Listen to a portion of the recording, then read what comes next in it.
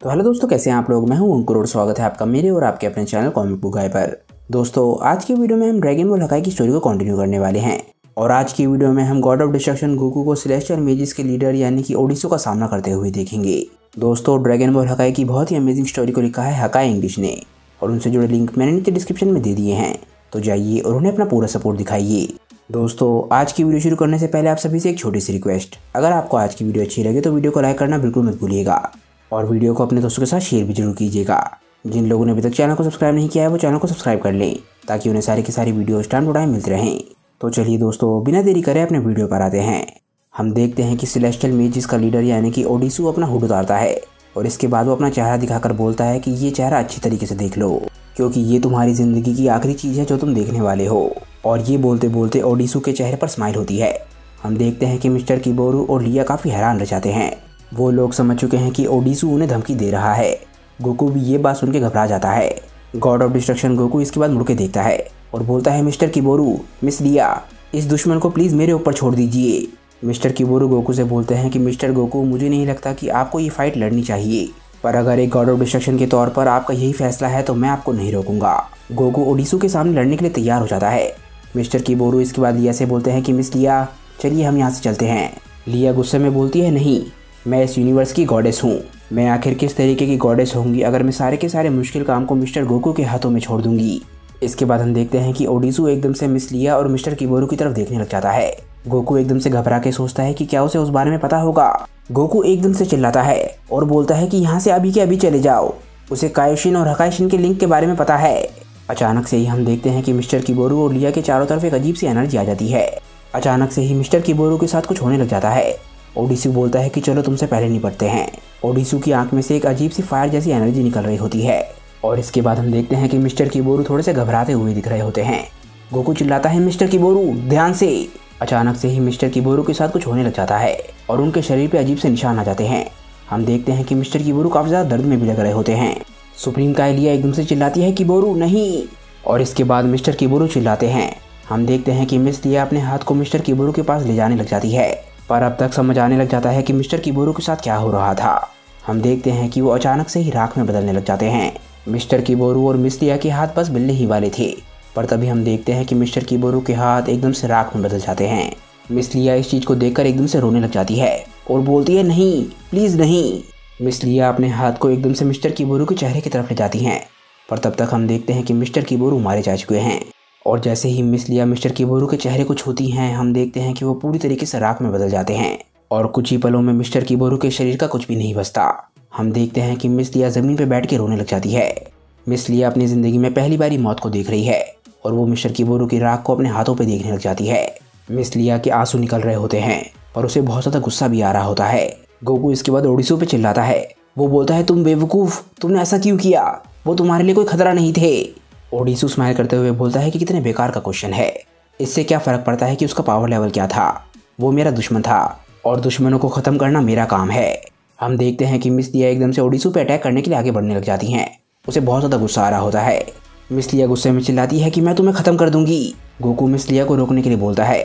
वो बोलता है कि मिस लिया, ऐसा मत कीजिए। ओडिसो मिस लिया के सामने बहुत ज़्यादा ताकतवर है, इसलिए वो मिस लिया को अपनी तरफ बढ़ता हुआ देखकर बिल्कुल शांत रहता है। एकदम से ओडिसो मिस लिया की तरफ देखता है और हम देखते हैं कि मिस लिया ज़मीन पर गिर जाती है। मिस लिया की छाती में दर्द होने लग जाता है। वो बोलती है, मेरी बॉडी ऐसा लग रहा है कि अंदर से ही पूरी तरीके से टूट रही है। अचानक से ही मिस लिया के साथ कुछ होता है और वो दर्द की वजह से चिल्लाती है। एकदम से मिस लिया की आँख, कान, मुंह और नाक में से खून निकलने लग जाता है। मिस लिया बोलती है कि मैं ये संभाल नहीं पा रही हूँ, अगर ऐसे ही चलता रहा तो हो सकता है मैं। तभी एकदम से गोकू बहुत तेजी से उड़ता हुआ मिस लिया की तरफ जाता है और उन्हें अपने कंधे पर उठा लेता है। गोकू इसके बाद एक केव की दीवार की तरफ जाने लग जाता है और अपने हाथ को आगे करके एकदम से हकाई बोलता है और आखिरकार गोकू मिस लिया को उस केव से बाहर निकालने में कामयाब हो जाता है। गोकू ने हकाई का अटैक करके माउंटेन के बराबर में एक बहुत ही बड़ा छेद कर दिया। गोकू इसके बाद मिस लिया को ज़मीन पर उतारता है। हम देखते हैं कि मिस लिया की हालत काफ़ी ख़राब है। गोकू बोलता है, मिस लिया, प्लीज़ मुझे ये संभालने दीजिए, अगर आप यहाँ रहोगी तो हो सकता है कि आप मारी जाओ और अगर आप मरोगे तो आपके बाद मेरा मरना तय है, जिसके बाद इस बेवकूफ़ को कोई भी नहीं रोक पाएगा। वोल्केनो से बाहर आते ही हमारी सेंसेस बिल्कुल नॉर्मल हो गई हैं, तो आप टेलीपोर्ट का इस्तेमाल करके अपने प्लेनेट पर वापस जा सकती हैं या फिर यहाँ से बहुत दूर। मिस लिया को देखकर ऐसा लगता है कि वो यहाँ से जाना नहीं चाहती।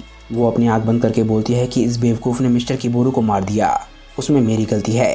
मैं बस उनका बदला लेना चाहती थी। गोकू इसके बाद मिस लिया के कंधे पे हाथ रखता है और बोलता है चिंता मत करो, इसने मिस्टर किबोरू के साथ जो किया है उसे इसकी कीमत चुकानी पड़ेगी। मैं इसका वादा करता हूँ, पर मुझे ये अकेले ही करना होगा। गोकू एकदम से मिस लिया के सामने आ जाता है और इसके बाद वो वोल्केनो की तरफ देखता है। गोकू बोलता है कि पर प्लीज़ थोड़ा जल्दी कीजिए, इससे पहले कि वो कुछ और करे।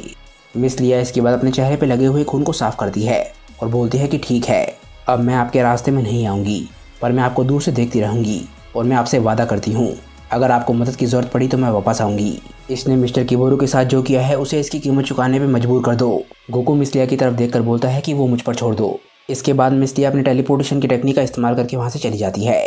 मिस लिया के जाने के बाद गोकू एकदम से नोटिस करता है कि वोल्केनो के अंदर बहुत ही ज़बरदस्त तरीके से बिजली कड़कती है और इसके बाद हम देखते हैं कि ये सेम बिजली गोकू के सामने कड़कती है और हम देखते हैं कि ये ओडिसू ने किया है।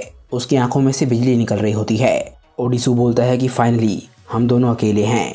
गोकू बोलता है कि मेरे सवाल का जवाब दो, तुम्हें एक गॉड ऑफ डिस्ट्रक्शन की लाइफ और एक सुप्रीम काय की लाइफ के कनेक्शन के बारे में पता है ना? जब तुम्हें पता चला कि मिस लिया इस यूनिवर्स की गॉड हैं तो तुमने उन्हें क्यों नहीं मारा?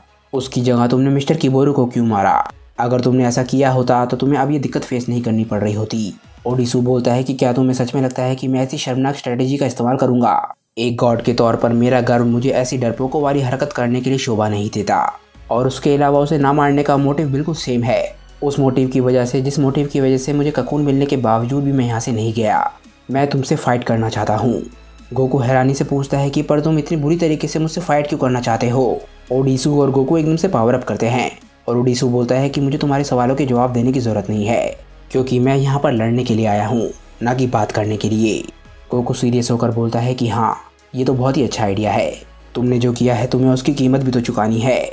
इसके बाद हम वेजिटा और कूलर की फाइट पे वापस आते हैं। हम देखते हैं कि वेजिटा और कूलर दोनों पावर अप कर रहे होते हैं। दोनों के पावर अप के अंदर से इतनी ताकत निकल रही होती है कि पूरे के पूरे प्लेनेट पर तूफान आ रहे होते हैं और इसके बाद वेजिटा और कूलर दोनों अलग अलग डायरेक्शन में निकलते हैं।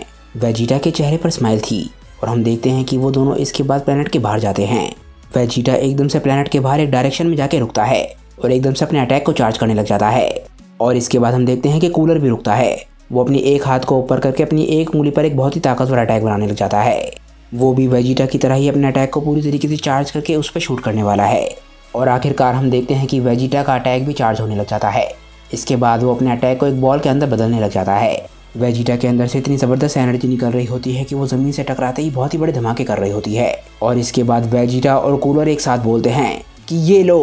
वेजिटा और कूलर ने अपनी बची हुई सारी की सारी ताकतों को इन अटैक्स में लगा दिया होता है और वेजिटा अपना फाइनल फ्लैश शूट करता है और दूसरी तरफ कूलर भी अपना गैलेक्टिकल डेवास्टेशन अटैक एकदम से वेजिटा की तरफ शूट करता है।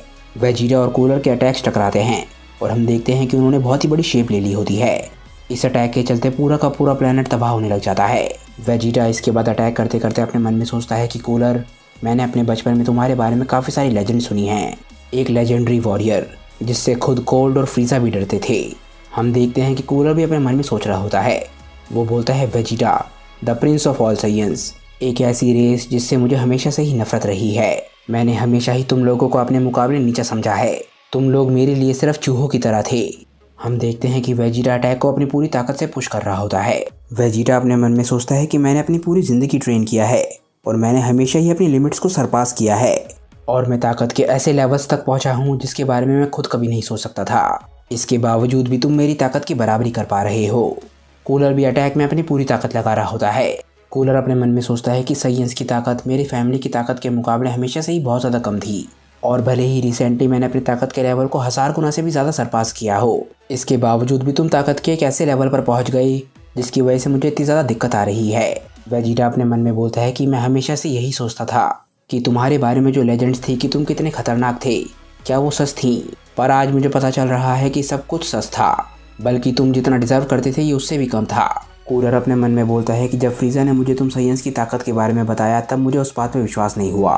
मुझे लगा कि वो बड़ा चढ़ाकर बोल रहा है, पर अब मुझे पता चल रहा है कि वो सब कुछ सच था, बल्कि जितना उसने मुझे बताया तुम्हारी ताकतें उससे भी ज़्यादा हैं। वेजिटा इसके बाद अपने मन में बोलता है कि भले ही मैं तुमसे कितना भी नफरत करता हूँ, तुम्हारी पूरी फैमिली की तरह, पर मुझे ये बात माननी पड़ेगी, तुम सच में कमाल के हो। कूलर इसके बाद अपने मन में बोलता है कि ये बात मैं कभी भी तुम्हारे मुंह पर नहीं कहूँगा, पर ये बात मुझे सच में माननी पड़ेगी कि तुम्हारा साइयन प्राइड सच में बहुत ही कमाल की चीज़ है। ये बातें सुनकर पता चल रहा है कि वेजिटा और कूलर दोनों ही एक दूसरे के रिस्पेक्ट करने लग गए हैं। भले ही इस फाइट के एंड में दोनों में से एक का खात्मा होना हो, पर एटलीस्ट वो दोनों एक दूसरे की ताकत की रिस्पेक्ट करने लग गए हैं। दोनों अपनी बची हुई सारी ताकत को अपने अटैक में लगा देते हैं क्योंकि वो जानते हैं कि अंत नज़दीक है। वेजिटा इसके बाद चिल्लाता है कि कूलर, चलो इसे अभी के अभी ख़त्म कर देते हैं।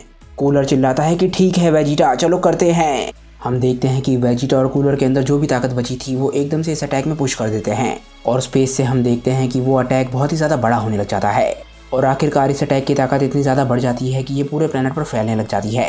धीरे धीरे करके प्लेनेट पे क्रैक्स पड़ने लग जाते हैं और आखिरकार ये पूरा का पूरा प्लेनेट फट जाता है और हर जगह सिर्फ प्लेनेट के टुकड़े ही टुकड़े दिखते हैं। वेजिटा और कूलर का क्या हुआ ये अभी किसी को नहीं पता। गोकू और ओडिसू की लड़ाई कैसे आगे बढ़ेगी ये हम जानेंगे नेक्स्ट वीडियो में, और आगे की वीडियोस में ही हमें कूलर और वेजिटा की लड़ाई का रिजल्ट पता चलेगा। पर आप लोग नीचे कमेंट करके ज़रूर बताइएगा कि आपके हिसाब से इस फाइट को कौन जीता होगा और गोकू और ओडिसू की लड़ाई में कौन जीत सकता है। फिलहाल दोस्तों आज की इस वीडियो को यहीं पर एंड करते हैं। तो दोस्तों अगर आपको आज की वीडियो अच्छी लगी हो तो वीडियो को लाइक करना बिल्कुल मत भूलिएगा और वीडियो को अपने दोस्तों के साथ शेयर भी जरूर कीजिएगा। जिन लोगों ने अभी तक चैनल को सब्सक्राइब नहीं किया है वो चैनल को सब्सक्राइब कर लें ताकि उन्हें सारी की सारी वीडियोस टाइम टू टाइम मिलती रहे। तो चलिए दोस्तों आज की वीडियो के लिए बस इतना ही। मैं मिलता हूँ आप लोगों को अपनी नेक्स्ट वीडियो के साथ। तब तक के लिए बाय दोस्तों और थैंक्स फॉर वॉचिंग।